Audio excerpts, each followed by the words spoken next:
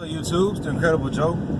Today, the video we're talking about today is what to look for in real estate property. One thing you want to look for in real estate property is the surroundings of the property that you're looking to invest in. A lot of the time, I know you've heard of A class neighborhoods, B class, and C class. A lot of the time, you want to invest in around C-class properties, because when you invest in A-class properties, you lose a lot of chance for profit because the initial cost is going to be a lot higher, and a lot of the time your loan is going to be high if you have a loan. A lot of times it's going to be higher because the property is going to be more expensive. Now, will you have more people that would love to live there? Of course, but those are going to be more of your retail buyers in A-class properties. They're not going to have many just investment properties in there because they do cost so much.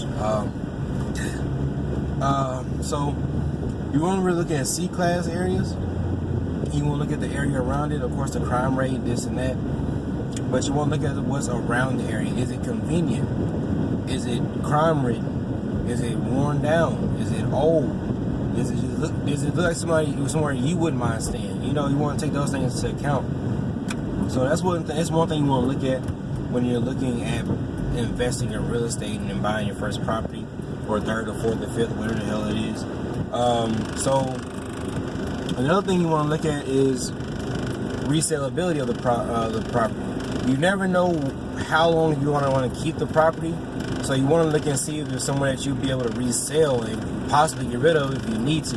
You don't want it to be somewhere like if you buy it, it's you stuck with it. You know what I mean? So you want to make sure your surroundings are nice and convenient. You want to make sure you can resell if you need to, and you also want to make sure that you can make a profit there.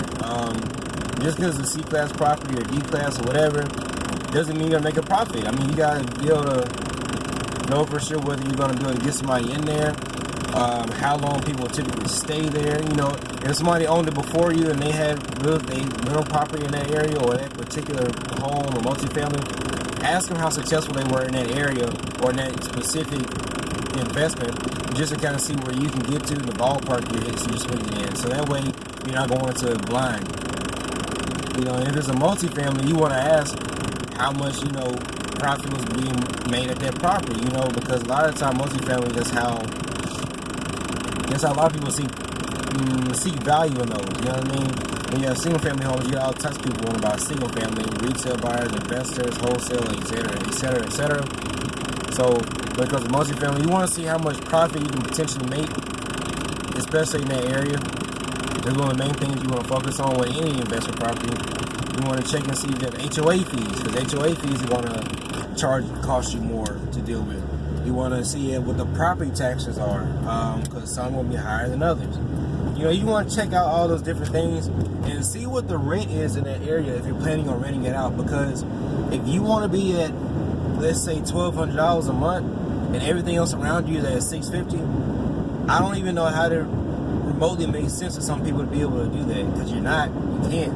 You know what I mean? So no matter how nice it looks, if you have the nicest house on the block but everything else looks like trash and needs to be pushed over, you're not going to get what you want out of that property. You're probably not going to get too many people interested in it either, because your rent's so high compared to everything else around you. So if you want to be in the 1,200 range, you want to be in an area where the lows are typically around 9. If you have a 2-bedroom, you want to be at, one bed is anywhere from 9 to 1,050.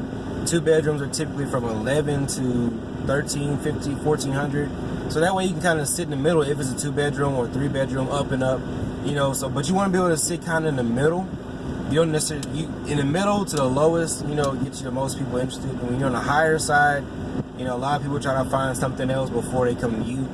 So I would try to stay in the middle to be in the lowest rent in that area, in your vicinity. Probably within a 50-mile radius or so.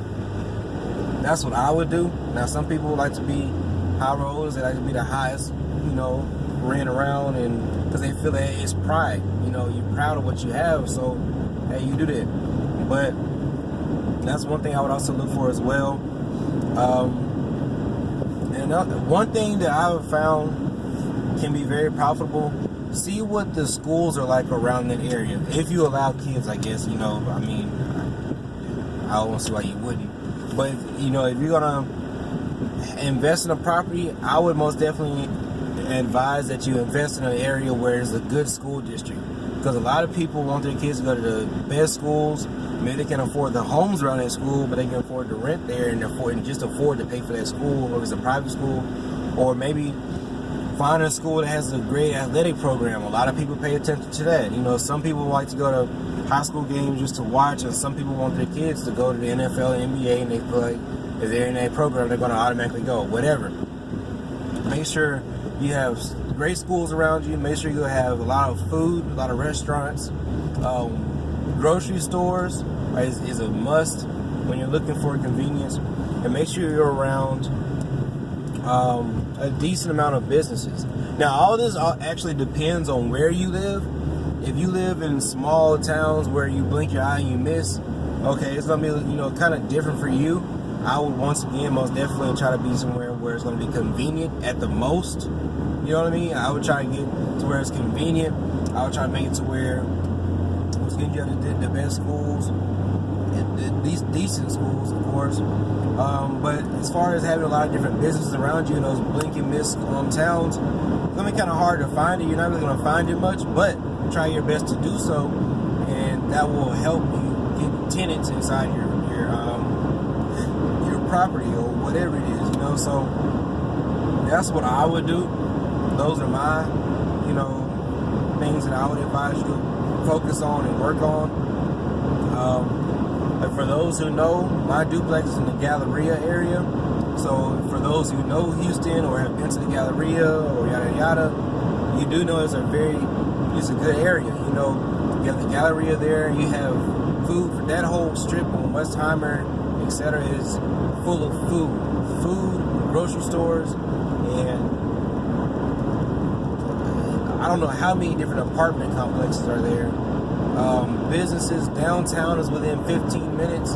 You know, so it's a great area. You know what I mean? So getting somebody in there, you know, I say if you want to be there, you're going to be there, of course. So if you want to be around convenience, you know what I mean, AutoZone across the street and all that kind of stuff, that's where you want to be. That's the kind of areas you want to be in, because like I said, at the end of the day, that's what's going to pull people to you.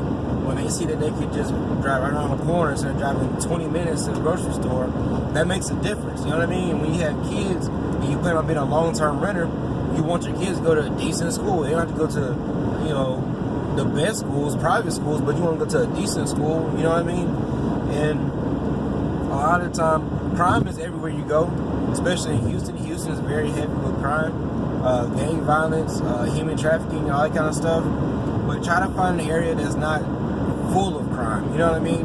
Find that little cubby hole, you know, that's not crime ridden like a lot of different areas. Some people may care, some people may not. You know what I mean? Because crime is going to be everywhere you go, any city, any state, any country, crime is going to be there. So some people say, well, it is what it is, and some people really do care about what kind of people they live around. You know what I mean? So those are things I would pay attention to when you're looking to buy your first investment property. Because like I said, at the end of the day, that's going to pull people to you. You know, you don't want to be too high on rent, like I said. You don't necessarily want to be the lowest, because you want to make the most out of your investment. Now, you can afford to be at the lowest end. Okay, whatever, do that. But like I said, just make sure you're in a convenient space around different businesses, around different areas. Make sure you're in a convenient space, you know, so that when people stay there, they don't feel inconvenience at every step and every corner. Because what's going to happen is they're probably not going to stay too long. Or if you have a year lease at the minimum and they do stay for that lease, they might not stay again. You know what I mean? Not to say that you have to have them stay there over and over and years and years and years, but at the end of the day, common sense tells you it's easier to deal with that same person for 10 years and 15 years or however long, because you know at the end of the day they're going to get their stuff dealt with, they're going to handle their business, they're going to get their bills paid, they're going to pay your rent, and they're going to have a problem with them. Instead of dealing with somebody else every, I don't know, 6 months to get a 6 month lease, or every year somebody new, and now you don't know what to expect from that person. So those are things I would advise you to pay attention to and to work on and to look at. And more than likely, if you do pay attention to those things, you'll probably get a more positive experience of, you know, being a landlord or whatever you want to call it. You know, lord of your land, as James Real Estate say. So those are things I would pay attention to. If you have any questions, you know, comment, email me. But in other words, like, subscribe, and hit the notification bell. And thank you for watching my video, and have a good day.